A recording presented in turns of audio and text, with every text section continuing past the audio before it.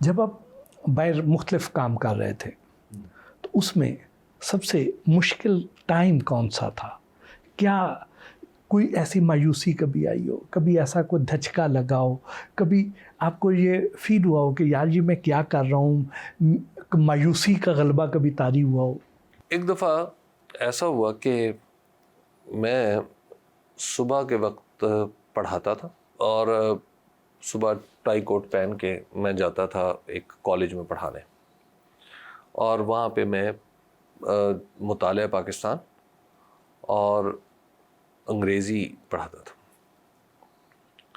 واپس آ کے میں میرے والد کا کارخانہ تھا ایک چھوٹا سا، جس میں ویلڈنگ اور خراد کا کام ہوتا تھا، تو میں ویلڈنگ اور خراد کا کام کرتا تھا۔ تو جب جاتا تھا تو وہ اچھے کپڑے پہن کے پھر واپس آتا تھا، تو پھر دوبارہ جینز پہننی اور وہی شرٹ پہن کے دوبارہ پھر یا شلوار قمیض پہن کے وہ اپنا کام شروع کر دیتا تھا۔ تو اس زمانے میں ہوا یہ کہ میری جو دوڑ ہوتی تھی، جو میرے آبجیکٹو تھے، وہ یہ تھے پیسوں کے اعتبار سے کہ ہماری بجلی کا بل جو ہے نا وہ بر وقت ادا ہو جائے۔ اور ہمیشہ ایسا ہوتا تھا کہ یا تو آخری تاریخ آ جاتی تھی یا بجلی کٹ جاتی تھی۔ 2 مہینے بعد اس زمانے میں بجلی کٹتی تھی۔ اچھا، اب ہونا یہ کہ ایوری ادر منتھ ہماری بجلی کٹتی تھی اور میں بھاگ رہا ہوتا تھا بجلی ریسٹور کروانے کے لیے۔ مجھے وہ جو دور ہے نا، وہ لگتا تھا کہ اس میں بڑی ہی مایوسی تھی میرے لیے، اور مجھے ایسے لگتا تھا کہ شاید زندگی کے سارے دروازے مجھ پر بند ہو چکے ہیں۔ انہی دنوں میں میری بہن کی طبیعت کچھ خراب ہو گئی، تو انہوں نے مطلب جیسے آج کل کا نومبر دسمبر کا موسم ہے، تو اسے کھانسی وانسی آئی، تو ڈاکٹرز نے کہا کہ آپ اس کو نا بجائے اس کے کہ اس کی کھانسی بگڑ جائے اور کسی پیچیدگی میں آپ چلے جائیں، تو آپ ایسا کریں کہ اس کو یہ دوائی کھلائیں 2 یا 3 مہینے۔ مزے کی بات ہے کہ میری بیٹی کو بھی آج کل وہ ڈاکٹر نے وہی دوائی تجویز کی۔ خیر، تو اور اس کو ایک انڈا جو ہے نا روزانہ ابلا ہوا یہ کھائے۔ میرے لیے یہ 2 چیزیں ارینج کرنا ایک ایسا عذاب تھا کہ جس کی وجہ سے مجھے لگتا تھا کہ میں کیا کروں، میں چوری کروں، میں کہیں ڈاکہ ڈالوں، میں کوئی غیر قانونی کام کروں، میں کیا کروں جس کے نتیجے میں یہ 2 چیز ضروریات جو ہے وہ میں پوری کر سکوں۔ اور جب میں وہ پوری کر لیتا تھا تو مجھے ایسا لگتا تھا کہ جیسے میں نے بہت کچھ فتح کر لیا۔ اب جو ہے میں آپ کو بتاؤں کہ مجھے جب بھی میں پاکستان کے بارے میں سوچتا ہوں تو میں یہ سوچتا ہوں کہ یار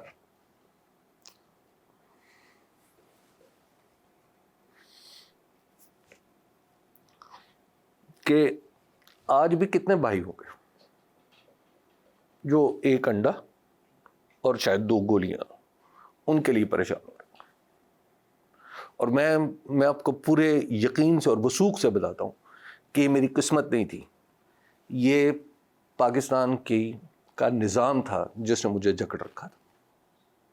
اور پاکستان کے نظام میں آج بھی جو لوگ جکڑے ہوئے ہیں، آج بھی جو اس مصیبت سے گزر رہے ہیں، آپ ان کے درد کا اندازہ نہیں کر سکتے۔ یہ جو اوپر بیٹھے ہوئے کم از کم یہ تو بالکل نہیں کر سکتے۔ I'm sorry۔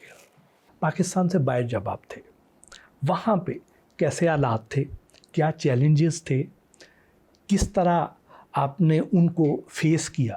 باہر جا کے جو سب سے بڑا مسئلہ اس زمانے میں، یہ میں آپ کو ارلی 90s کی بات بتا رہا ہوں، اس میں جو تھا وہ یہ تھا کہ میرے پاس سکل کوئی نہیں تھی، یعنی ہنر ایسا نہیں تھا کہ جس سے میں بہت زیادہ پیسے بنا سکتا۔ آپ کے اندر جتنا سپارک تھا، جتنا آپ کے اندر تڑپ تھی آگے بڑھنے کی، تو وہاں پہ آپ کو کیا مواقع ملے اور ان کو آپ نے کس طریقے سے اچھا ایکسپلور کر کے آپ نے اتنا اچھا ڈیلیور کیا کہ وہاں پہ بھی آپ کے لیے بڑی آسانی ہو گئی ہوں؟ لیکن وہاں پہ ایک دلچسپ واقعہ پیش آیا۔ ایک دن میں ایک جگہ کام کرتا تھا، تو وہ جو میرا کفیل تھا وہ آیا، اس نے آ کے مجھے کہا کہ وہ آ رہا تھا اپنی گاڑی میں اور میں اس سے کافی دور کام میں مصروف تھا، میں نے اس کی گاڑی آتے ہوئے نہیں دیکھی۔ تو جب وہ قریب آیا تو میں نے اٹھ کے سلام دعا جیسے کی، تو مجھے کہنے لگا کہ یار چائے مل سکتی ہے. میں نے کہا ہاں. اچھا وہ جیسے چائے وہ بغیر دودھ کے وہاں پہ عام طور پہ پی جاتی ہے. تو میں نے تھرموس میں چائے بنا کے رکھی ہوئی تھی, تو میں نے ان کو بھی دی اور خود بھی چائے پینے. تو مجھے کہنے لگے کہ اس وقت ان کی عمر ہوگی کوئی 70 سال سے کچھ اوپر. تو مجھے کہنے لگے کہ یار تم ایک کام کرو, تم نا پاکستان واپس چلے جاؤ. مجھے لگا کہ اس نے تو میری نوکری ختم کرنے کا اعلان ہی کر دیا. تو میں نے کہا کیوں؟ مجھے لگا کہ شاید مجھ سے کچھ غلطی ہوئی. تو کہنے لگے کہ یار تم ایسے آدمی ہو کہ تمہیں یا پڑھانا چاہیے یا تقریریں کرنی چاہیے. اچھا میں ان کے پاس چونکہ صرف تقریر کا ہی لفظ تھا اور میں تقریر کے لغوی معنی میں کھو گیا کہ اچھا میں تقریر کروں گا تو کیا یہ چاہتے ہیں, یہ سمجھتے ہیں کہ میرے اندر کوئی بڑا مولوی بننے کی صلاحیت ہے, وائز بننے کی صلاحیت ہے, یا کوئی لیڈر بننے کی صلاحیت ہے. تو خیر مجھے, اور انہوں نے مجھے کہا کہ یار تم نا پڑھائی وڑھائی کا کام کیا کرو. اچھا جی. وہ کہہ کے چلے گئے اور یہ بات بھی میرے ذہن سے اتر گئی. لیکن محسن پراسرار طریقے سے ایسے پیچ پڑے کہ میں ultimately I landed where I am. واہ, کیسے ٹرانسفارمیشن ہوئی سعودی عرب سے؟ پھر آپ صحافت میں آگے, آپ نے کامرس رپورٹنگ سے جی کام کا آغاز کیا, صحافت میں پھر اس کی وجہ یہ صحافت میں اس طرح آیا کہ میں نے دیگر کام جو تھے اس میں اتنا خوار ہو چکا تھا, اور پھر کچھ دیگر بھی چیزیں تھیں ناگفتہ قسم کی.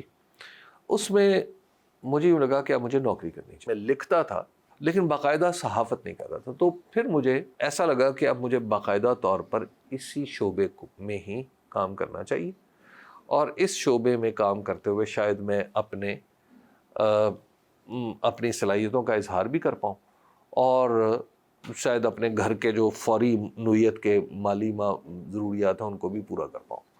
تو یہ اس کے پیچھے 2 چیزیں تھیں. اب لکھنا میرا 94-95 سے شروع ہو چکا تھا, کہ جس میں کچھ چھوٹے موٹے جو سرگودا کے مقامی اخبار تھے اس میں کالم والم بھی لکھ رہا تھا. اور پھر میں نے سرگودا میں ہمارے ایک دوست تھے, اللہ تعالیٰ ان کی مغفرت کرے, نعیم اختر خان, ان کا اخبار تھا ضرورت, تو اس میں بھی کام کیا. تو انہوں نے مجھے بڑی تیزی سے, میں 2 مہینے بعد ہی انہوں نے مجھے کہا کہ تم ایسا کرو کہ اب میں تمہیں نوکری سے نکال رہا ہوں اور 1 مہینے کا ٹائم ہے تمہارے پاس, تم کسی بڑے شہر میں جا کے صحافت شروع کر دو. اچھا. کیونکہ سرگودا میں تمہارے جیسا آدمی رہے گا تو خراب ہوگا اور ضائع ہوگا. پھر ہمارے ایک دوست ہیں خرم کلیم صاحب, وہ کراچی میں کام کرتے تھے, وہ مجھ سے پہلے جرنلزم میں تھوڑا سا آ گئے. تو پھر میں نے ان کو فون کیا, انہوں نے کہا آ جاؤ. تو پھر میں نے ان کے ساتھ جا کے وہاں پہ صحافت ایک جگہ NNI, اور پھر آہستہ آہستہ پھر دوسرے اداروں میں کام کرتا رہا. بطور کامرس رپورٹر آپ نے کیریئر کا آغاز کیا. وہ اس لیے کیا محسن کے جو اس کے پیچھے بھی جو وجہ تھی وہ فائنینشیل تھی. وہ یہ کہ کامرس میں کہا جاتا تھا کہ یہ کامرس ذرا کم لوگوں کو سمجھ میں